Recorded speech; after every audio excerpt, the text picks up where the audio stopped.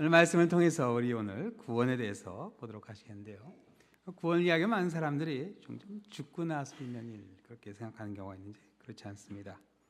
사도 바울은 구원은 미래에 일어날 일이 아니라 바로 지금 이 순간이 은혜 받을 만한 때요 구원의 날이 된다 그렇게 이야기했습니다.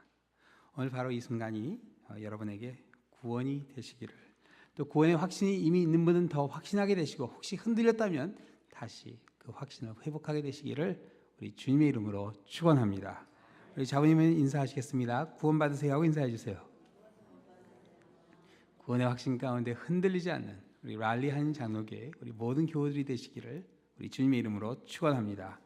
기도하시겠습니다. 사랑의 하나님 아버지, 저희들 이 아침 이 로마서의 말씀을 통해 예수 그리스도의 보혈 가운데 우리에게 허락하신 이 구원이 무엇인지 저희들 깨닫게 하여 주시고, 다시 한번 구원의 확신을 갖는 가운데 담대히 주님을 섬기는 우리의 삶이 되게 하여 주시옵소서. 전하는 자와 듣는 자가 함께 은혜다는 이 아침 되게 하여 주시며, 이 모든 말씀 예수 그리스도의 이름으로 기도드립니다. 아멘. 오늘 본문을 보면 성경이 보여준 인간의 모습이 요약되어서 한눈에 볼 수 있게 그렇게 나옵니다. 기록된 바 인간의 모습이 어떠하다 나오죠. 의인은 없나니 하나도 없다는 전도서 7장 20절의 말씀으로부터 시작해서 시편 14편, 시편 이사야서 59장, 그리고 시편 36편의 말씀이 쭉 인용되어 나오는데 이 결론이요 거의 절망적입니다. 그렇죠. 11절에서 17절까지 우리 한번 다시 보시겠어요. 깨닫는 자도 없고 하나님을 찾는 자도 없고 다 치우쳐 함께 무익하게 되고 선을 행하는 자는 없나니 하나도 없도다. 그들의 목구멍은 열린 무덤이요 그 혀로는 속임을 일삼며 그 입술에는 독사의 독이 있고 그 입에는 저주와 악독이 가득하고 그 발은 피 흘리는 데 빠른지라. 파멸과 고생이 그 길에 있어 평강의 길을 알지 못하였고 그들의 눈앞에 하나님을 두려워함이 없느니라. 이게 저 교회 밖에 안 믿는 사람의 모습인가요? 그랬으면 좋을 텐데 그렇지 않죠. 이건 모든 사람의 모습입니다.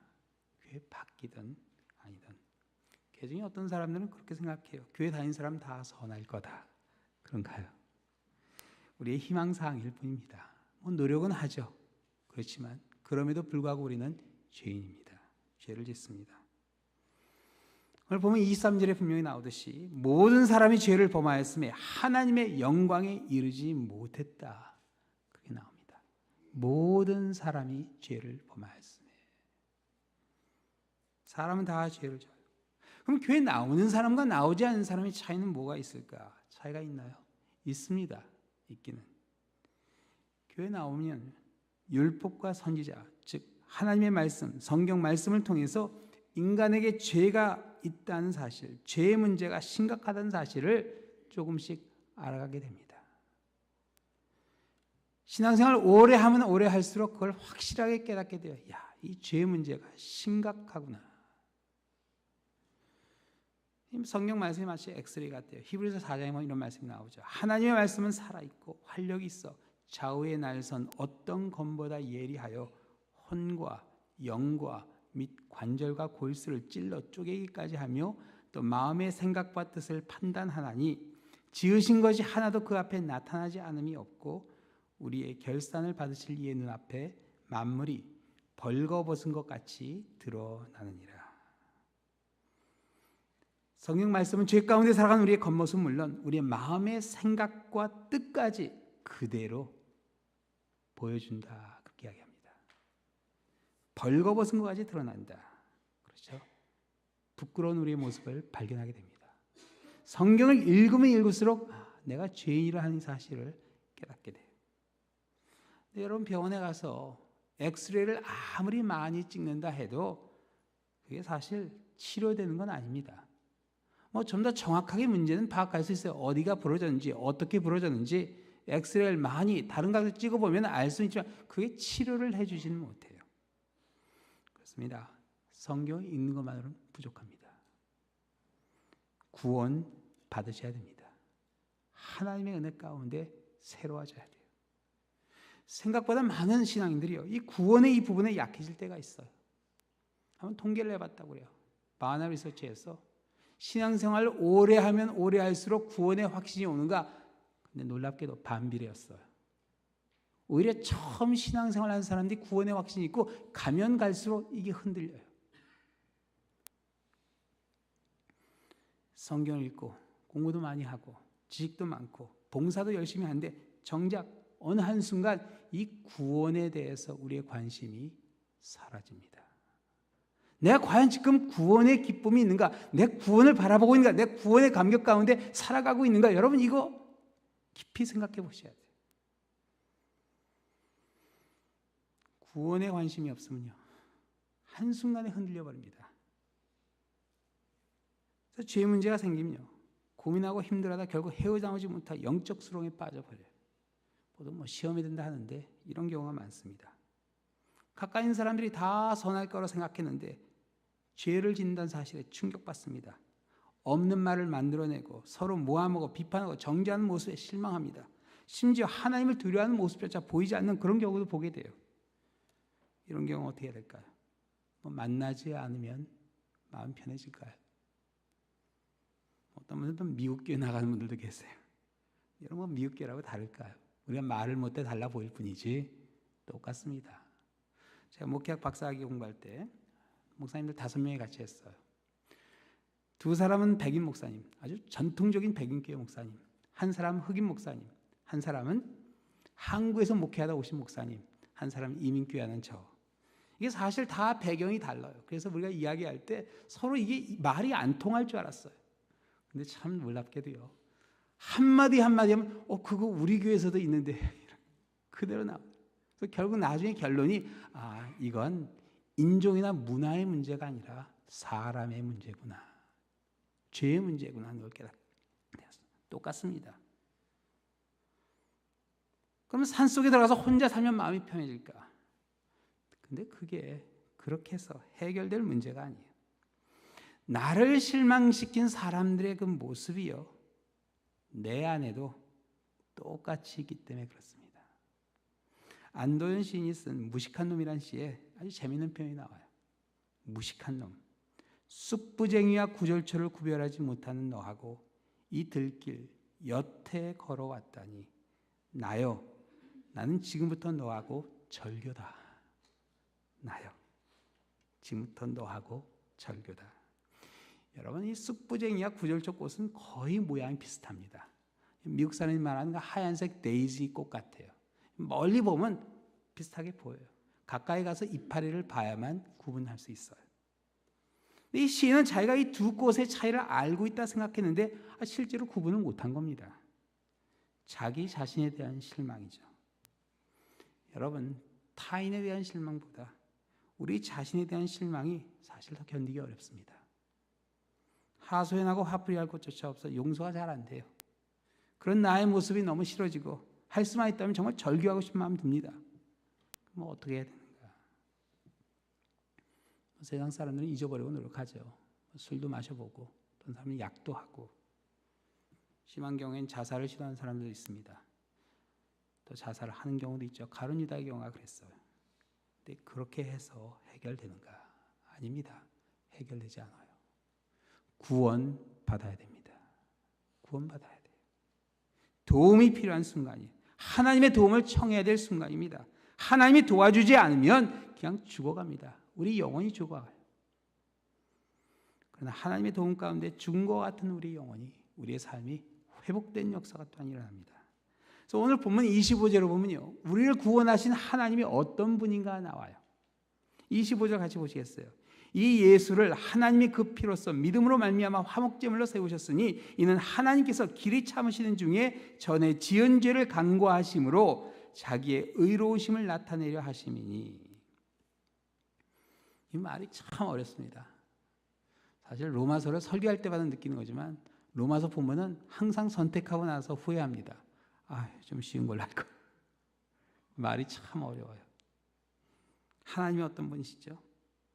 길이 참으시는 중에 우리가 전에 지은 죄를 어떻게 하세요? 간과하신다. 한자죠.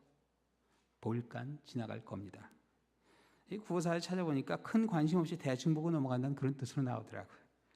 그럼 하나님이 그냥 우리 죄를 대충 보고 관심 없이 그렇게 성의 없이 지나가는 분인가? 그건 아니에요. 번역에서 문제입니다. 강관은 파레시스란 헬라어에서 번역된 것인데 지나감, 관용, 용서란 뜻으로 거의 부정적인 뉘앙스는 없습니다. 하나님께서 다 보고 계세요. 그런데 그냥 지나가 주세요. 그냥 봐주세요. 참으세요. 인내해 주세요. 영어 해석을 쭉 보니까 그 중에 패스오버라는 말도 나오더라고요.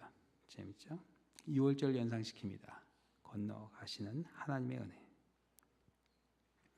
하나님께서 우리의 죄를 바로 벌하지 않으신다는 이유가 있습니다. 때로는 그런 생각할 수 있어요. 죄인들을 그냥 그 자리에서 벼락을 쳐서 다 없애버리면 좋겠건만. 그럼 이 세상에 남아날 사람이 몇 사람이나 되겠습니까? 나를 포함해서. 하나님께서요, 우리의 죄를 바로 벌하시지 않는 이유는 하나님께서 땅의 모든 족속을 축복하시겠다는 약속을 하셨기 때문에 그래요. 모든 족속을 축복해 주시겠다. 믿음의 조상 아브라함과 하셨던 약속인데 인간의 구속을 암시하는 언약이었어요. 이 언약이 십자가에 달려 죽으신 예수 그리스도를 통해 이루어집니다. 십자가에 달려 죽으신 예수님께서 마지막 하신 말씀은 다 이루었다 했어요. 뭘 이루셨단 말이죠?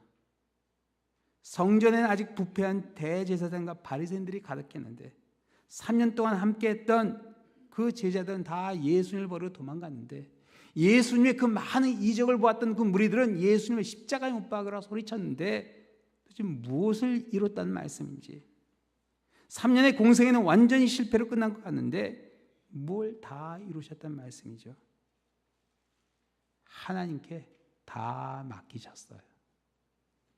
가룟 유다의 죄도, 베드로의 죄도, 대제사장의 죄도, 빌라도의 죄도, 심지어 자신을 십자가에 못 박는 군인들의 죄까지 하나님께 다 맡기셨습니다.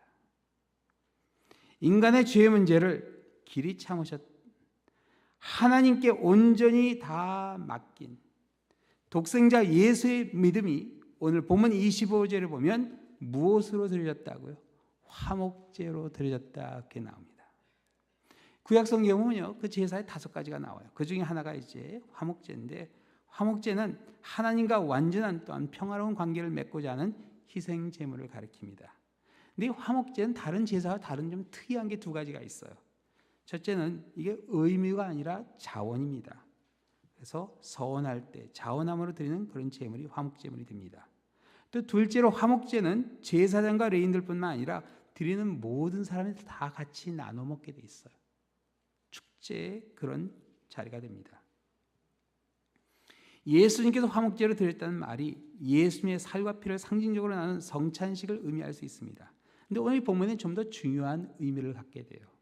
26절 초반부에 보면 이런 내용이 나옵니다. 곧 이때 자기의 의로움을 나타내사 자기도 의로우시며. 십자가는요, 단지 우리의 의로움뿐만 아니라 무엇을 나타내냐? 하나님의 의로움을 나타낸다. 인간의 죄를 간과하셨던, 넘어가셔 주신, 봐주신 하나님의 그 의로우심이 십자가를 통해 이 세상에 나타나게 됩니다. 보여지게 돼요. 세상에 나타난 하나님의 의로움이에요. 그런데 그 하나님의 의로움이 마치 화목제물과 같이 어떻게 돼요? 예수님을 믿는 모든 사람들에게 값없이 나눠집니다. 24절의 내용이요. 그리스도 예수 안에 있는 성령으로 말미암아 하나님의 은혜로 값없이 의롭다 하심을 얻은 자 되었느니라. 하나님의 의를 나타낸 예수님의 그 믿음이 화목제물이 되어 이제 우리도 하나님의 의를 얻게 됩니다. 화목제로 세우신 예수님으로 말미암아 죄 문제로 절망 가운데 나온 영혼들에게 하나님께서요 어떻게 말씀해 주세요? 의롭다고 말씀해 주세요. 이게 바로 칭의입니다. 구원이에요. 칭의. 그래서 우리가 믿음으로 의롭다함을 받았다 해서 이신칭의가 됩니다. 근데 이 칭의는 법적 용어입니다. 법적 용어예요. 윤리적으로 도덕적으로 의롭게 된다는 말이 아닙니다. 이게 법적으로 칭인데요. 법정에서 재판을 받고 있는 죄수가 묶여 있죠. 죄수 복을 입고 있어요. 근데 재판관의 무죄 선언과 함께 어떻게 돼요? 자유하게 됩니다. 하나님이 우리를 의롭다 선포해 주는 그 순간 우리는 우리의 죄로부터 자유해지는 겁니다. 바로 그게 새로운 삶이요, 구원받은 성도의 삶입니다. 구원받은 성도는 예수님이 우리를 위해 죽으셨기 때문에 우리가 산다는 그런 태도가 아니에요. 뭐 예수님이 죽었으니까 우리는 산다, 그게 아니에요. 그리스도가 죽었기 때문에 우리도 함께 죽고 그리스도가 다시 살아나셨으므로 우리도 이제 함께 다시 살 것이라는 소망이 바로 이 구원의 확신이 있는 성도의 모습입니다. 그래서 사도 바울은 갈라디아서 2장 20절에 이러한 성도의 삶 이렇게 고백했습니다. 내가 그리스도와 함께 십자가에 못 박혔나니 그런즉 이제는 내가 사는 것이 아니요 오직 내 안에 그리스도께서 사시는 것이라. 이제 내가 육체 가운데 사는 것은 나를 사랑하사 나를 위하여 자기 자신을 버리신 하나님의 아들을 믿는 믿음 안에서 사는 것이라. 하나님의 아들을 믿는 믿음 안에 사는 가운데 우리가 죄의 권세에서 자유하게 됩니다. 더 이상 그 죄가 우리의 믿음을 흔들지 못해요. 그래서 고린도서 4장 8절에 보면 사도 바울이 이런 고백을 하죠. 우리가 사방으로 우겨쌈을 당하여도 쌓이지 아니하며 답답한 일을 당하여도 낙심하지 아니하며 박해를 받아도 버림받지 아니하며 거꾸로 뜨림을 당하여도 망하지 아니하고 우리가 항상 예수의 죽음을 몸에 짊어짐은 예수의 생명이 또한 우리 몸에 나타내게 하려 함이라. 여러분 이렇게 신앙생활 하고 싶지 않으세요? 그냥 말 한마디에 그냥 막 흔들리는 그런 신앙 아니라 우겨쌈을 쌓이지 않고 답답한 일을 당하여도 낙심하지 않고 박해를 받아도 버림받지 않고 거꾸로 뜨림을 당해도 망하지 않고 항상 예수 그리스도의 생명이 우리의 삶 가운데 나타나는 이런 신앙 가지셔야 됩니다. 언제까지 흔들리시겠어요? 4장 16절 고린도후서 이렇게 계속해서 고백합니다. 그러므로 우리가 낙심하지 아니하노니 우리의 겉사람은 낡아지나 우리의 속사람은 날로 새로워지도다. 우리가 잠시 받는 환난에 경한 것이 지극히 크고 영원한 영광에 중한 것을 우리에게 이루려 함이니 우리가 주목하는 것은 보이는 것이 아니요 보이지 않는 것이니 보이는 것은 잠깐이요 보이지 않는 것은 영원함이라. 사랑하는 성도 여러분, 보이는 건 잠깐입니다. 우리 장지 준비하고 있는데 좀 장지 갈 때마다 확인합니다. 잠깐이구나. 잠깐입니다. 한순간에 지나가요. 그러나 보이지 않는 건 영원합니다. 콜롬비아에서 교회 장지가 있었어요. 갈 때마다 성도들이 거기 계신 한 장로님 그 묘지 앞에 가서는 항상 똑같은 말씀을 어느 누구나 한결같이 해주세요. 목사님이 이 장로님은 기도를 정말 많이 해주시던 장로님입니다. 과연 사람들이 나를 어떻게 기억할까? 여러분 다른 게 아니에요. 저는 그 장로님하고 함께 사역하지 못한 게 정말 너무 아쉽더라고요. 그 아드님 장로님이 계세요. 그런데 그 아드님을 볼 때마다 그 아버님 모습이 그대로 보여요. 그리고 그 아버지의 기도를 많이 해주신 그 장로님의 기도가 그 자녀들의 자손들의 삶 가운데 그대로 열매로 나타나는 걸 제가 보게 됩니다. 이야, 하나님은 이런 분이시구나. 찬양하게 돼요. 그 앞에 갈 때마다 감사하게 됩니다. 보이는 거 잠깐입니다. 근데 보이지 않는 것 영원합니다. 영원한 것을 바라보며 구원의 그 확신이 흔들리지 않는 우리 한 분 한 분 되시기를 우리 주님의 이름으로 축원합니다. 기도하시겠습니다. 사랑의 하나님 아버지, 저희들 죄 많은 이 세상을 살아가며 정말 얼마나 쉽게 흔들린지 모릅니다. 죄의 권세 앞에서 너무나 힘없이 무너지는 우리들의 모습을 발견합니다. 구원의 확신을 갖게 하여 주시고 주님 앞에 가는 그 순간까지 우리 주님과 함께 살고 주님과 함께 죽을 수 있는 영원한 것을 바라보는 우리의 삶이 되게 하여 주시옵소서. 모든 말씀 예수 그리스도의 이름으로 기도드립니다. 아멘.